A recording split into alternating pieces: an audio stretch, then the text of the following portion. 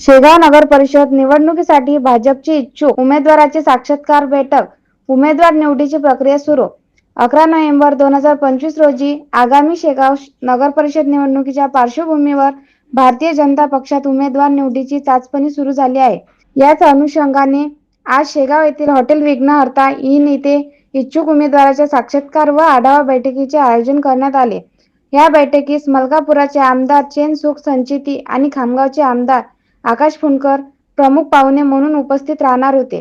बैठकीस शेगाव शहर भाजपचे जिल्हाध्यक्ष सचिन देशमुख, शहराध्यक्ष ज्ञानेश्वर साखरे, महिला आघाडी अध्यक्ष अंजली जोशी तसेच शरद अग्रवाल, पवन शर्मा, पुरुषोत्तम शेगोकार, राजेंद्र शेगोकार, समीर मोरे, के.टी. चव्हाण, दीपक धमाळ, सचिन धमाळ, रजनी पोहुरकर, कल्पना मसने आणि इतर पदाधिकारी व कार्यकर्ते उपस्थित होते. या बैठकीत नवीन इच्छुक उमेदवार तसेच माजी नगरसेवकांनी आपापल्या प्रभागातून उमेदवारीसाठी अर्ज सादर केले. पक्षाकडे 15 प्रभागातील 30 नगरसेवक पदासाठी सुमारे 100 अर्ज तसेच नगराध्यक्ष पदासाठी 30 अर्ज प्राप्त झाले असल्याची माहिती पक्षाकडून देण्यात आली. दरम्यान संध्याकाळी 8 वाजेपर्यंत दोन्ही आमदार शेगाव येथे न पोहोचल्याने नगराध्यक्ष पदाच्या इच्छुक उमेदवाराचा साक्षात्कार खामगाव येथे घेण्यात येणार असल्याचे समजते.